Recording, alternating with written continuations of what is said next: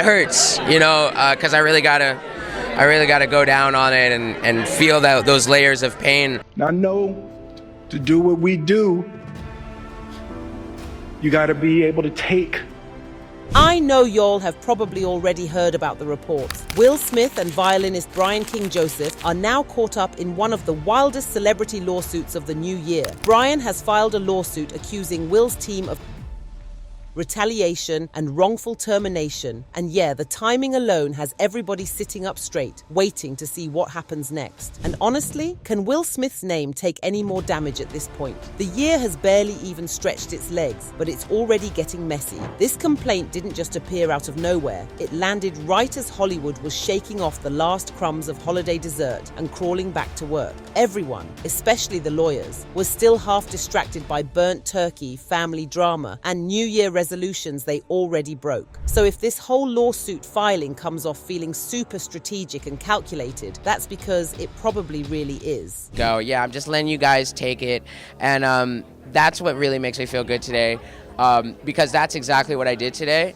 and the judges really responded to that. Everybody responded to that. Think about it. Dropping a major lawsuit right when the entire industry is kicking back, relaxed after the holidays, just scrolling through their phones and straight up starving for that first juicy big headline to kick off the new year. As you can see, you get instant wall-to-wall coverage without breaking a sweat. Kind of like how he plays the violin, effortless, but making everyone stop and stare.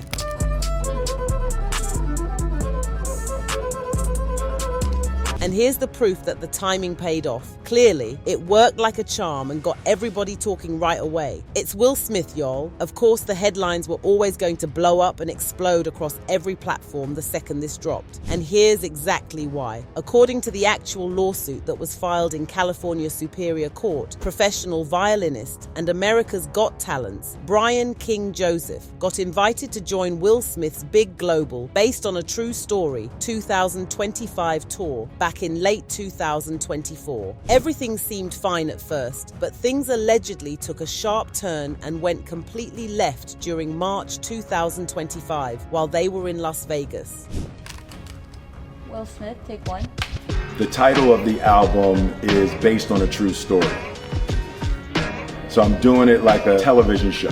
Joseph claims that one day he came back to his hotel room and realized someone had been inside, with no signs at all of forced entry or anything broken. What was waiting for him, according to the details in the complaint, was straight up disturbing. There was a handwritten note that read, "Brian, I'll be back, just us," a drawn heart and signed, Stone F, along with some wipes, an empty beer bottle, a red backpack that wasn't his, hospital papers, a single earring, and even a bottle of HIV medication, labeled with somebody else's name on it. Allegedly, he immediately told the hotel staff about what he found. He also called the non-emergency police line to report it. On top of that, he brought the whole situation to the tour team's attention. But instead of getting any real support or protection, he says he was met with shame and blame, then fired from the tour not long after that. Another violinist was allegedly brought in right away to take his spot and replace him. And the lawsuit is framing all of that as clear retaliation for speaking up.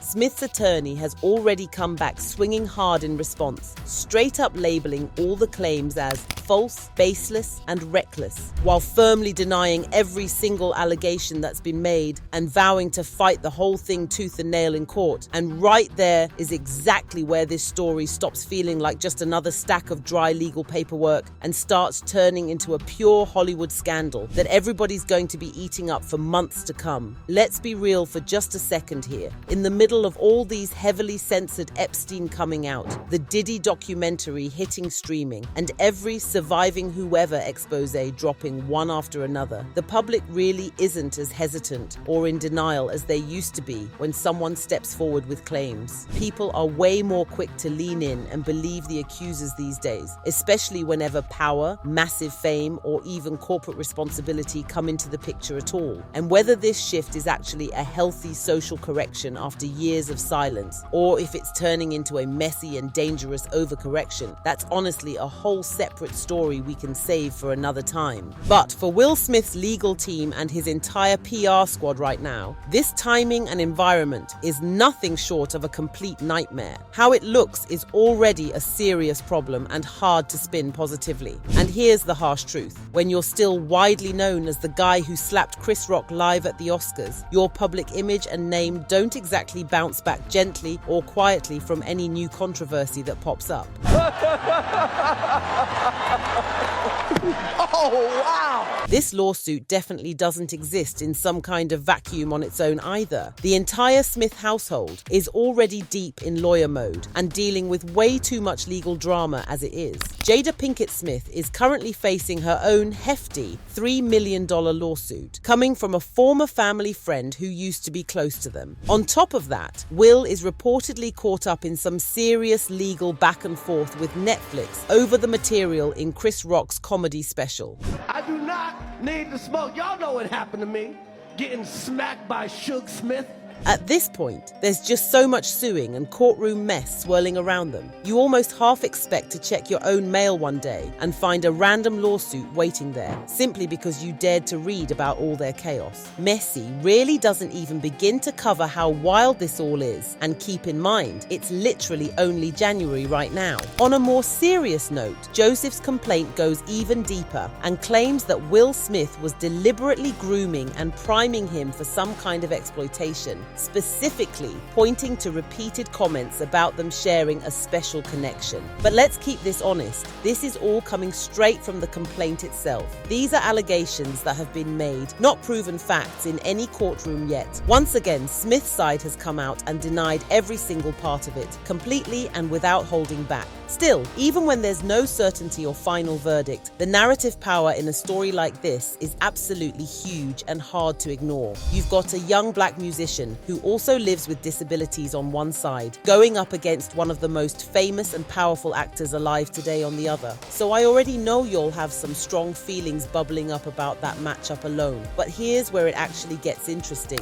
Even though the headlines are all about the heart of this lawsuit isn't really about that at all. The real core is wrongful termination and retaliation. Brian King Joseph says he reported a frightening situation, something that made him feel unsafe, and instead of protection, he got punished, and not just iced out. He says he lost his job because of it. That detail changes everything, because Will Smith isn't just being dragged as a celebrity, he's being sued in the role of boss. Although one of the claims involves alleged grooming, Joseph doesn't provide nearly as many details about it as he does about the hotel room incident that supposedly led to his termination. So according to what he has given us, Will Smith almost certainly isn't creeping around hotels with heart sign notes. The allegation is that he reported a threat and then got fired. Joseph's lawsuit even leaves space for the possibility that the incident itself might have been someone else entirely, which leads us straight into one of the most important and somehow most overlooked angles in this whole mess. Could it have been a creepy hotel employee? Because here's where things get tricky. When Joseph reported the incident, investigators didn't find any signs of forced entry into his hotel room. But that detail alone doesn't automatically scream, someone from Will Smith's team did this.